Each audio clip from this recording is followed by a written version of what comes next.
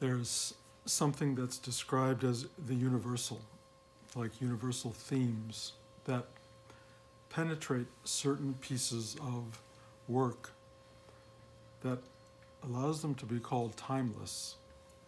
In other words, they can speak to generations. They transcend the particular and they speak to the larger realities of our life.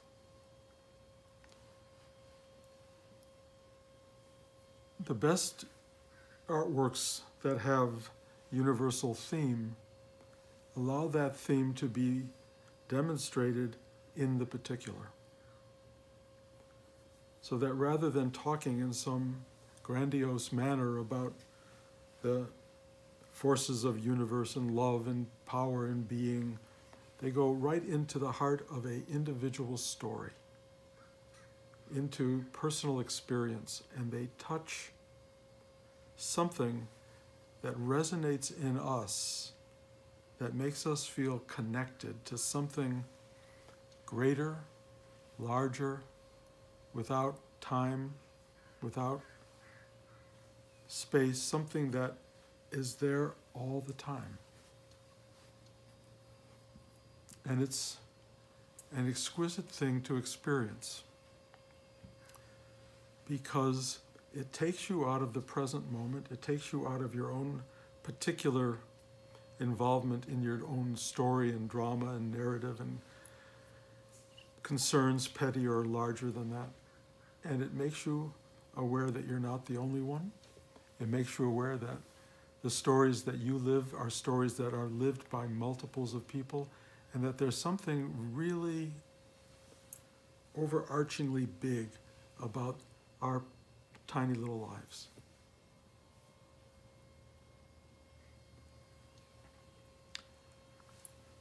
Finding the universal in the particular is sort of done for us by artists. But how do you do it for yourself? How do you go through your day dealing with all the stuff of there's traffic, and they just raised the gas prices at the pump, and the check you needed to come didn't arrive, and all of these kinds of mundane particularities that seem so specific to you and cause you so much grief and suffering, or sometimes joy. You know, you stumble upon, a quarter lying on the ground and it like speaks to you. Like, oh, the universe recognized me, it gave me a gift. We have all these different kinds of moment-to-moment realities, but how do you take your particular day-to-day stuff and make it part of this grand design?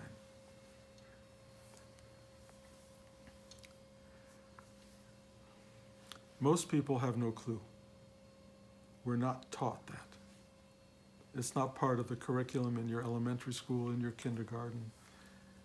The best we get when we're little kids is that we're read stories by our kindergarten teacher or our parents. And in a kindergarten class, I remember how we all get scared together. It's like, oh!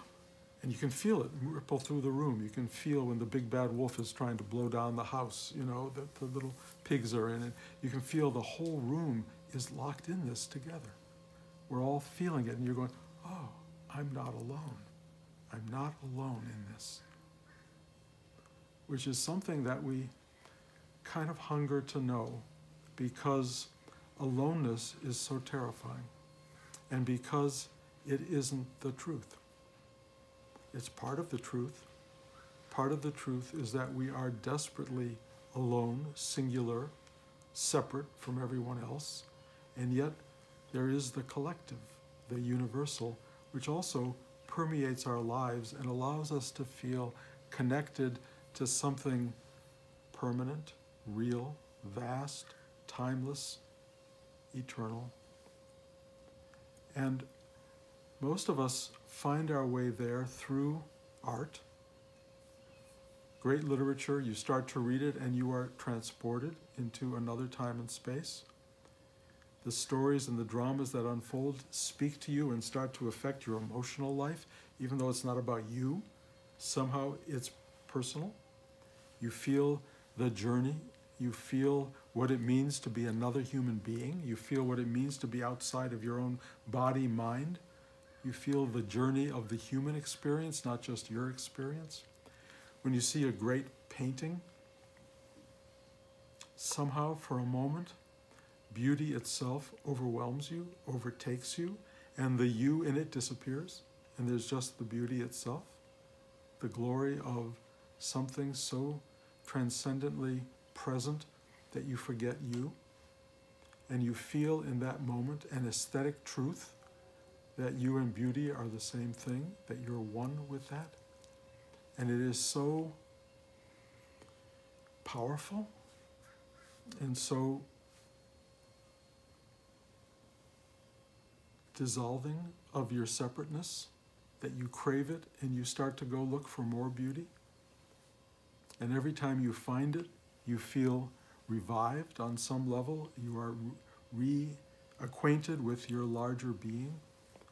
There are artists who make art just for that reason, because when they make art, for the time they're making their art, they're not worrying about making dinner, they're not worrying about the kids, they're not worrying about the current political administration. They are just making their art. When you listen to great music, it just bypasses mentality.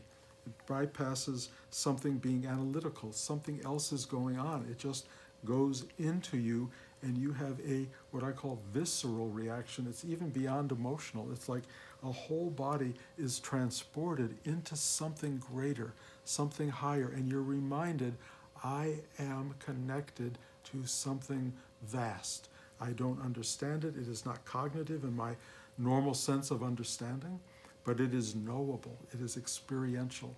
It is so exquisite that we live often for those moments. Finding the universal in the particular is one of the great joys of life. Most of us live in the particular. Most of us live every day burdened by the particular. We live worrying, fearing, hoping, wondering, angry, loving, all of the stuff. Do they love me back? Do they not love me back? And it's all basically a journey of ego-mind, I. The I is the element of the particular in the universal. The we is the beginning of an entry into something bigger. The focus on I as a constant makes you deeply cut off from the we. The I is interpreting everything in terms of its benefit, in terms of what it wants and needs. It is feeling better than or lesser than everything else. The lesser than is just as potent as the better than, but it wants its advantage. And so the problem with the I is that the universal actually gets in the way of it. The I, as much as it is enjoying the beauty of an artwork, as much as it is transcended in reading a novel, it all comes back to itself. Oh, I love that novel. Oh, it was great. Oh, I get it. I had such a wonderful time with those people. The I owns the experience.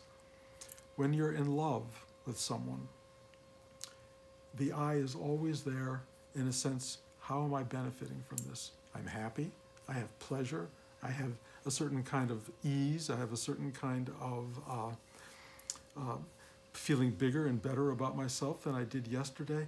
The I is owning the experience and in some ways consuming and eating and devouring it. The moments of we that come about in human experience are so much greater than I. Or if you want to take it another step, the moment of thou in the I and thou relationship. The thou is so much greater than the I. And yet, other than certain religious principles or philosophical principles, we aren't led to look for the thou or the we very often, even though when we experience it, it's better than, it feels more nourishing than the I.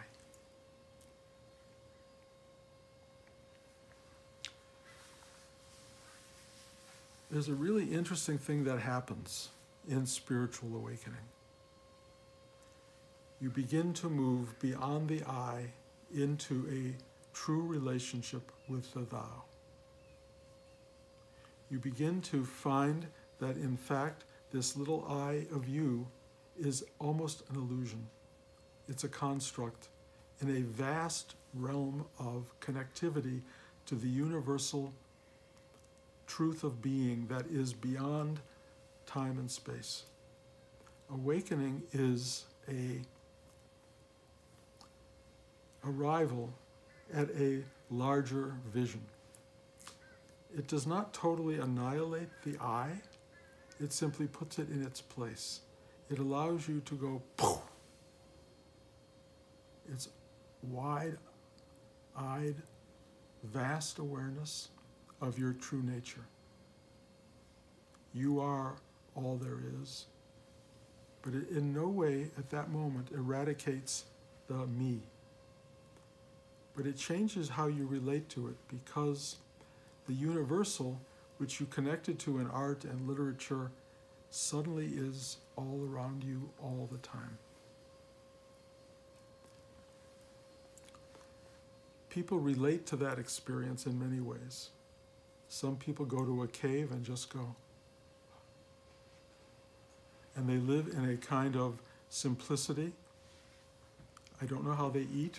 Some people claim they don't eat. I don't know that to be true. Sometimes people bring people food because they want to honor their awakening.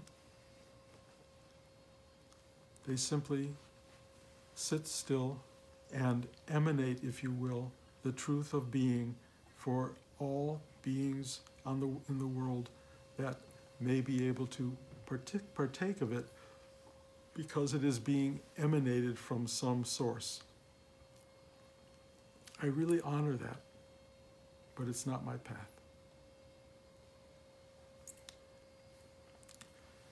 Some people take the path of teaching. An awakened being often will want to share being with others, share the universal.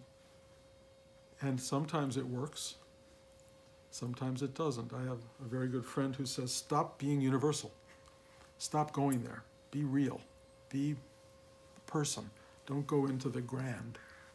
And I have a hard time doing that because my nature is to reference the vastness in the smallness. That's something that I really care about. But teaching it in a certain sense is hard to do because it has to go through so many layers of resistance from people around you and from the world itself.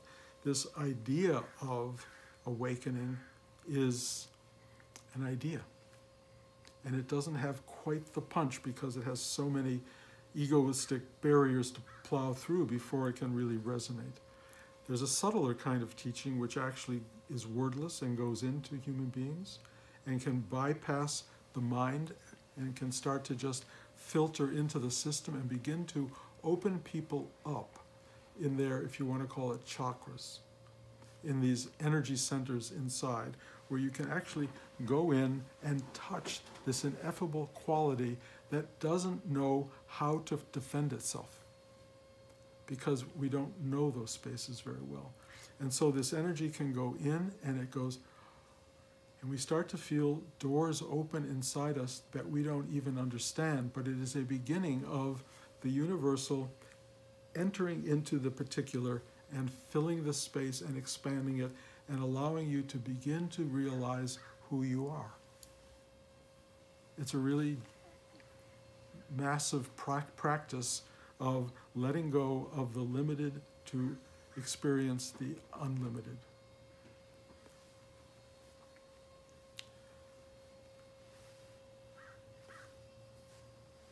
Many people, when they start to taste this unlimited quality in themselves, become very dogmatic about, this is what I want. This is what I should be doing. I need to sit. I need to meditate. I need to be still. I need to find my way into this. I need to do this and push everything else aside.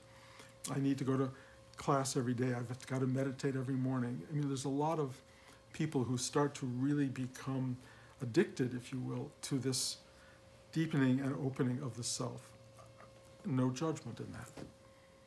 I will tell you that addiction has a power in it. It has a way of transforming you on some level, but it also, in practice, will often kind of remove you from the equation.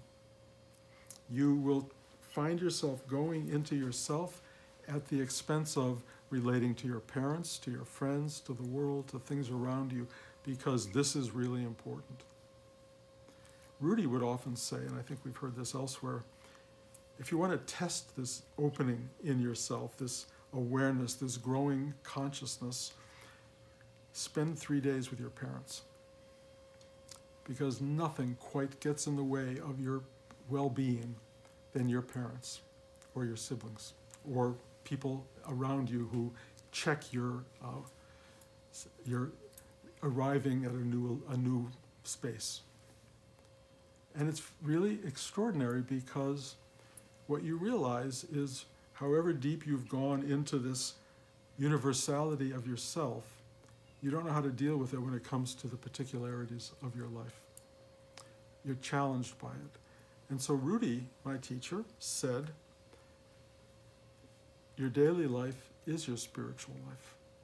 The whole idea is to take this evolving, expanded awareness, consciousness, this universal principle, and bring it into the moment-to-moment particularity of your life. Let it play for you with your parents, with your siblings, with your children, with the people who are at the counter at the supermarket. Let it play with you all the time. Start letting it be there and realize the exquisite nature of its presence even when life is hard. Watch it at work.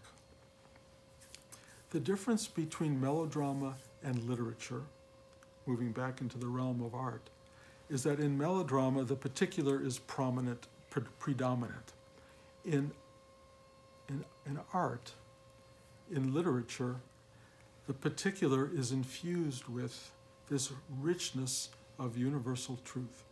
Speaking to somebody at the counter in the supermarket, talking to your mother or father, addressing your children, the battle you're having with your brothers and sisters, whatever that may be, is infused with this vast universal truth. You are not the only person in battle mode. You are not the only person having to take obstacles in life and turn them into something that serves. You are not the only person looking for grace in your daily activity. You are not alone.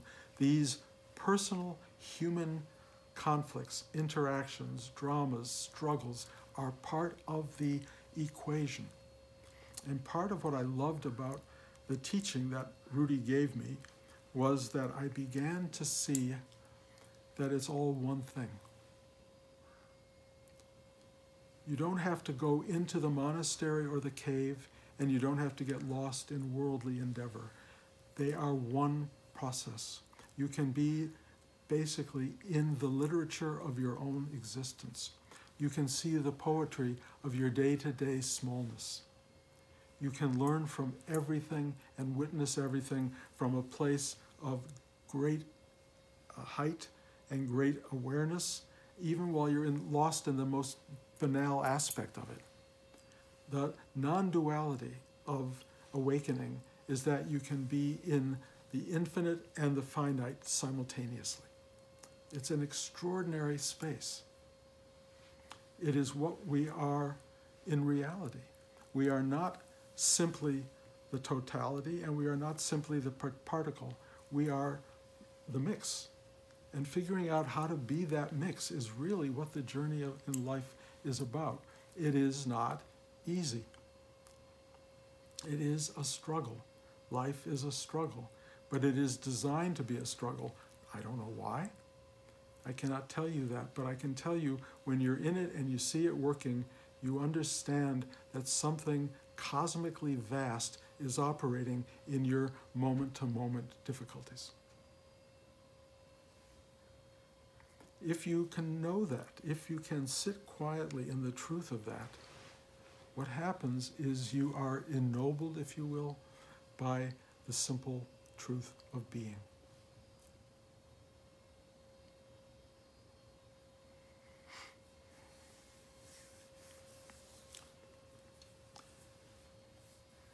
This last weekend, to go back to what I was talking about a number of times on these talks, we made a movie. Those of you who've listened to these talks before know that I became personally very distressed, if you will, by this governmental action of taking children away from their parents at the border. I thought it was immoral and inappropriate on every level, not representative of the world or the country that I live in. And I felt I had to bring my voice to that.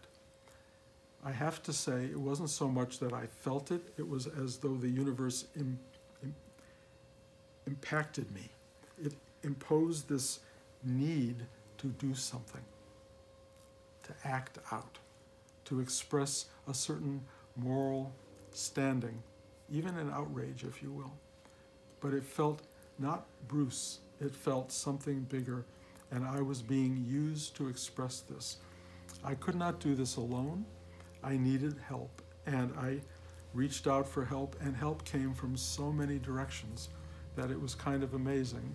I spoke last week about Anne and how deeply she made this thing happen, because she took on the producerial role and did everything from getting uniforms and cast people and music and I mean on and on and on. Just, I mean, the level of demand that was met was beyond anything I've seen.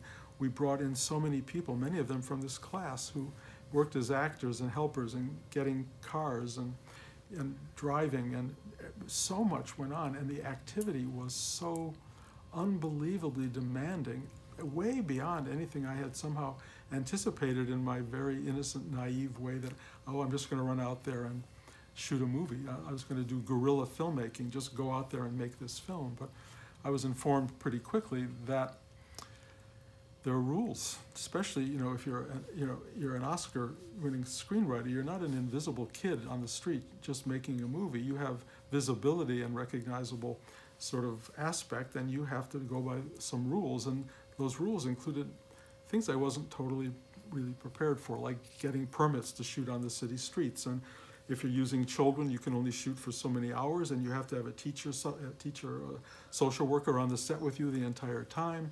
I mean, on and on and on. You know, the potential dangers. You can't take a truck on the street with anybody in it, because what if a car hits you? And so you have to stay in a location that is protected. And I mean, it was like, how every so often I kept thinking, this movie's falling apart.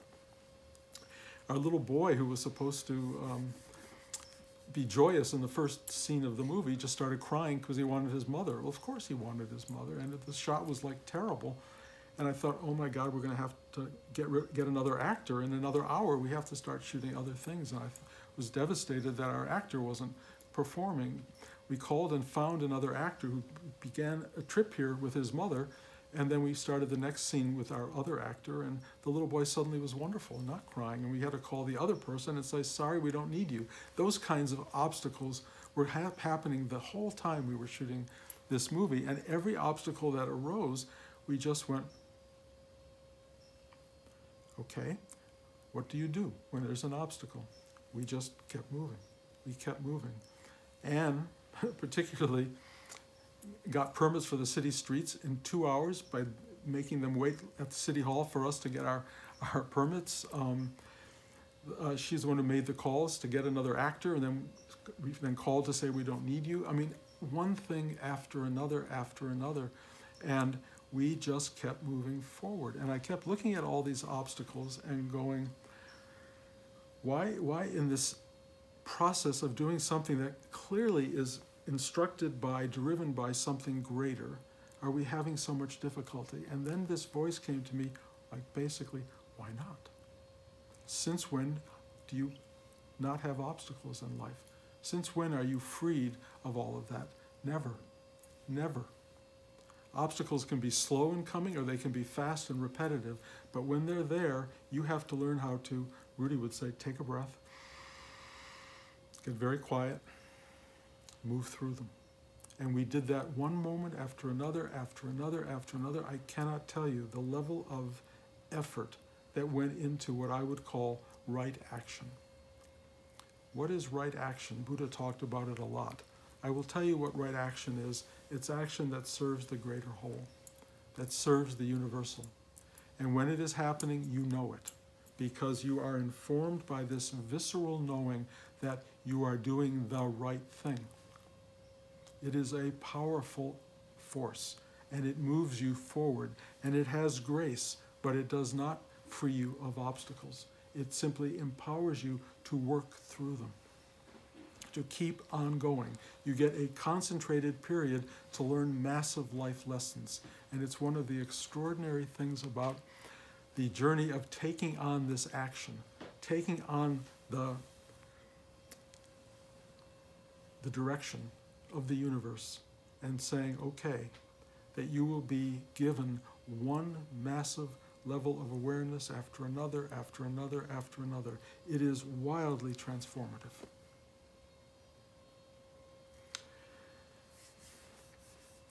The movie is now shot. It is being edited. The material that we got on our iPhones, because we shot them on iPhones because we wanted to make it clear that anybody could do what we're talking about. It looks beautiful. The performances are beyond what anyone could have expected. The heart-rendering quality of it is very real. And we will be able to, I hope, make this available to affect what you would call the election cycle in the next few months, and maybe change some people's minds about going to the polls. I don't know if this will happen or not happen. It's, in a way, not my responsibility. My responsibility is to do the work. What happens afterward is out of my hands, but I have to do the work. We have to do the work of human life. Whatever it may be. It may not be making a movie. It could be doing whatever, just helping someone across the street. Whatever the thing is that comes to you, that's in front of you, it's yours. Rudy said that all the time, it's yours. A piece of garbage on the street in front of you is yours to pick up, not the person behind you. It's yours. Take the job. It's been presented, do it, and watch what happens. There are those people in the spiritual awakened community who look at life, all of this, as a dream, as a kind of illusion. And I will tell you, I believe that to be true. It is my experience that this is a dream and an illusion. I have watched it evaporate so quickly that I see it absolutely as some kind of construct beyond our normal perception. Our normal perception makes this very real and very gritty and very, very rich with detail, but it also evaporates in an instant. On the other hand, where you can live in a state of complete separation from the dream and the illusion, that dream and illusion are not accidents. They have not been created by chance. The universe took a lot of time and effort to make this happen. We who are in the dream, even those of us who have transcended the dream, have an opportunity to work with it because it seems to call us to do that. I don't want to be judgmental of those who separate themselves from it. I totally understand that perspective, and I know it is possible to live pretty much outside of the illusion of existence. Unfortunately, as long as you have a body, and that body is subject to the pain of dissolution, at some point the universal dream illusion will come back to haunt you on some level. You will feel this specificity of being until it dissolves physically. But while you are in body, while you are in the mind, while you are in the universe, even when you are transcending the universe, you have an opportunity, maybe an obligation, I'm not sure, to address that which is in front of you and to do it with a great deal of connectivity to higher mind or to right action or to the universal realities that inform the moments we live in. Finding a connection to the universal to allow that to move into the material is, in a way, the journey of a human being. How do we begin to operate outside of our own self-interest into the interest of the thou, that which is greater than us? How do we invite that vastness into the specificity of our life, into the dramas and the narratives of our daily existence? How do we do that? Well, stop and ask. Make yourself available. Get quiet. Sit still. Open. Feel.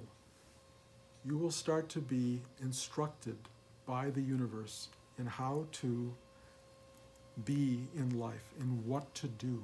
If you listen quietly, you will feel drawn to or directed to the thing that needs to be done, and you will begin to do it, and you will feel uplifted by it. Not your ego. Your ego will have no involvement. Your ego, if anything, gets scrubbed away by these actions. You become a vessel for, a conduit for something infinite and vast and beautiful that has always been wanting to use you, and yet very few people offer themselves up to it as a channel. Meditation, sitting still, finding your path is a way of opening to the universal in the particular.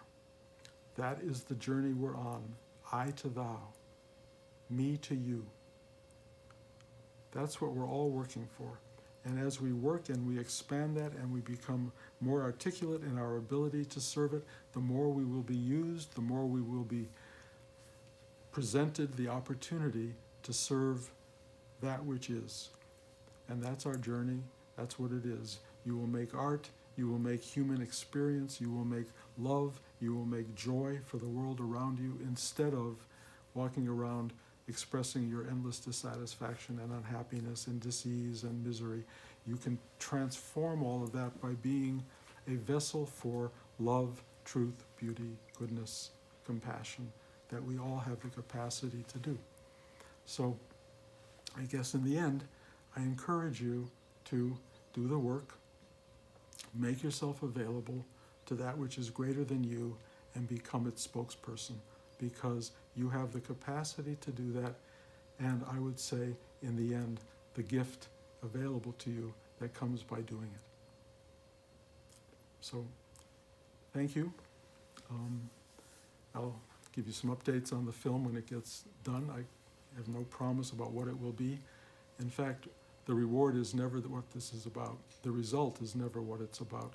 It's the action that it's about, the right action that allows the universal to impregnate, infiltrate, and enrich the daily moment-to-moment existence of our lives. Thank you. Any questions? Just what you last said about if we're complaining and so on, that's the particular, but we can also be, or if we are not complaining, if we're in joy and we're happy, but we're in our little particulars, is that still being particular?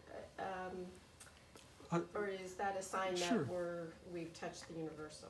No, I mean, the one thing about particulars is that they move from positive to negative and negative to positive, from happy to sad and sad to happy.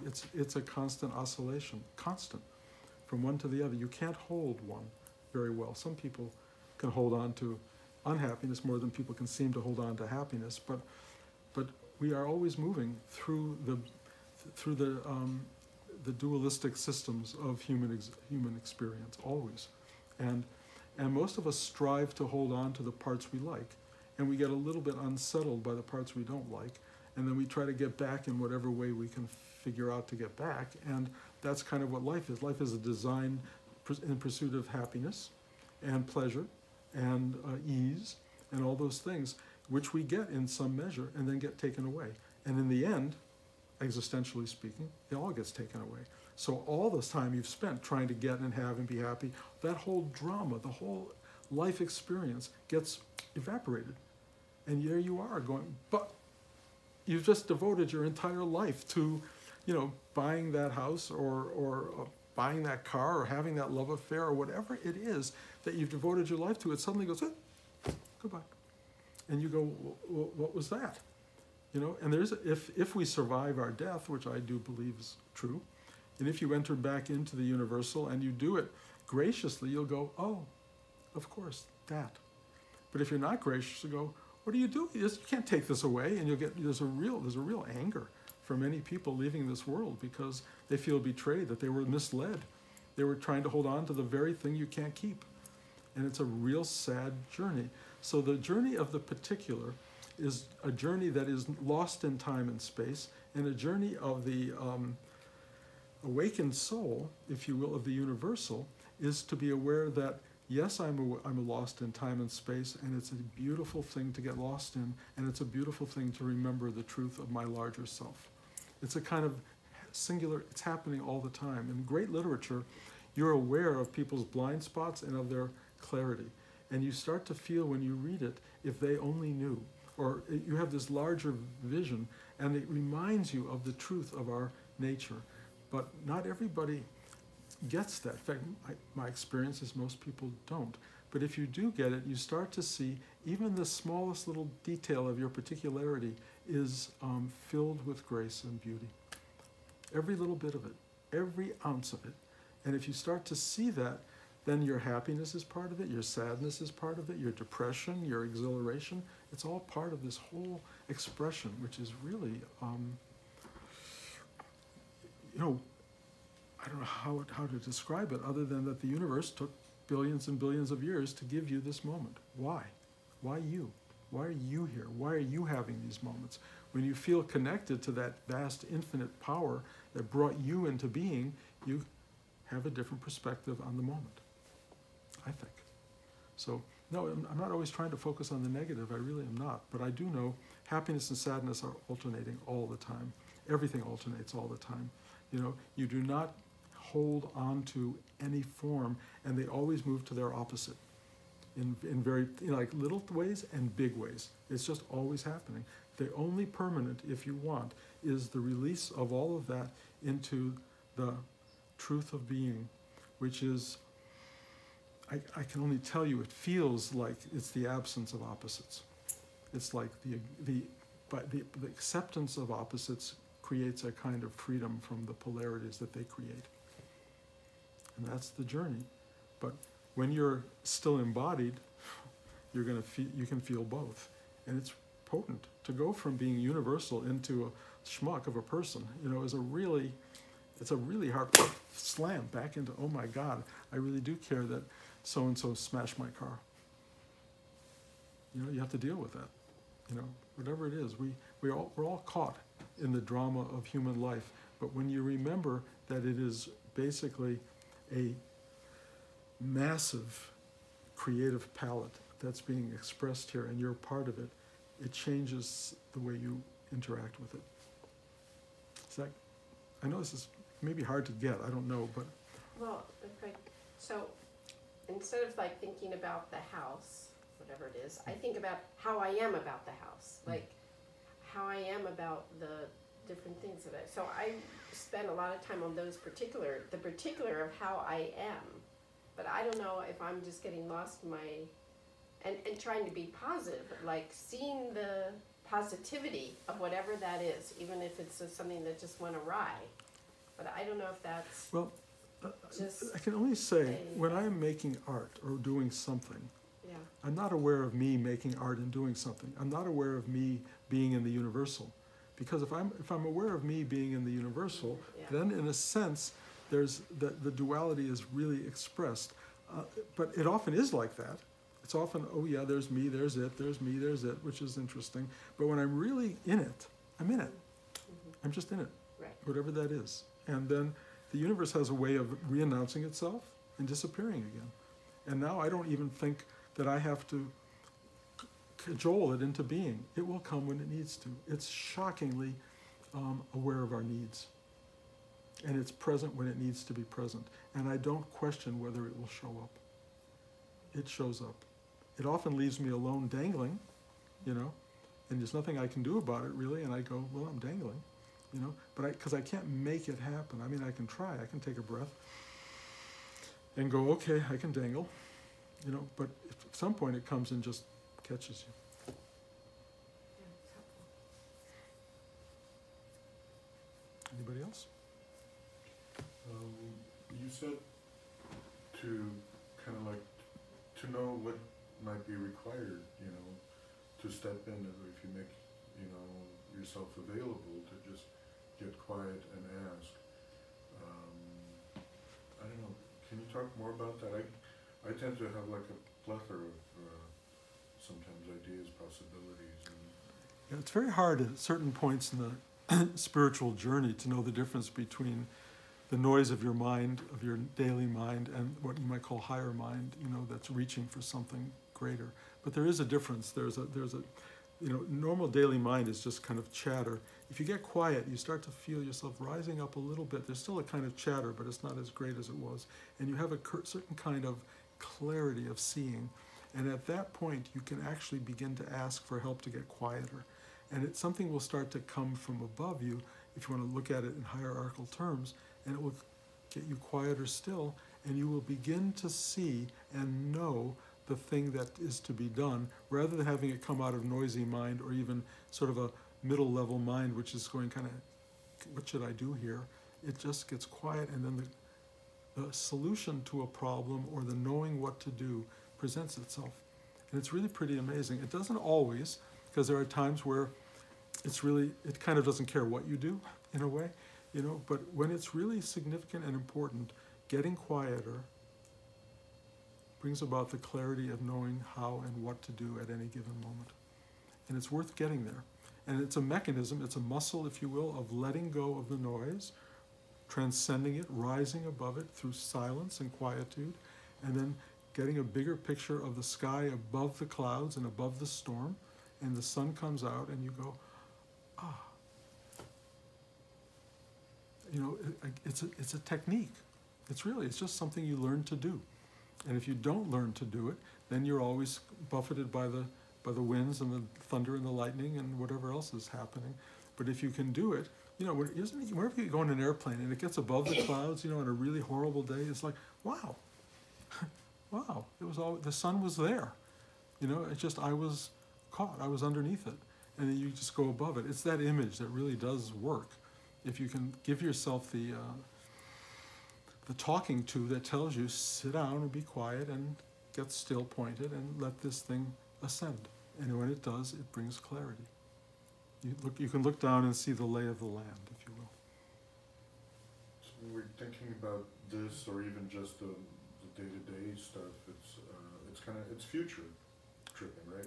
You're not tripping, let's say, but you're thinking about the future, but quieting down, I guess, you bring yourself into the present moment, and acting from the present moment than from what you've constructed to be the future. Yeah, well, the future is your mind projecting. The future is never anything but projection, because until it gets there, it's a projection. And when it gets there, it's the present. So it's always the present. The mind is always the one that's going somewhere else, thinking it knows futures, thinking it remembers past. You know, it's not a great arbiter of what was or what will be. The present moment is very directive and very visible if you can enter into it. It's also somewhat timeless. Therefore, future and past become part of the larger image of what you're looking at. It's a larger landscape, and you see it clearly, and that really is helpful. But you need to make an effort to transcend your noisy mind, which is not something very many people know how to do. You know, this idea of meditating, you mean I have to work to do this? It can't just happen? You know, that's hard for people. They want to take a pill, they want to do something, they want to have, like, take one breath and it will all take place. It takes work, it takes muscle. And if you're willing to do that, great. If you're not willing to do that, you know, if you just want to wake up and know everything, good luck. It might happen, but then you're going to have to support what you just learned. Anybody else? Okie doke. Thank you.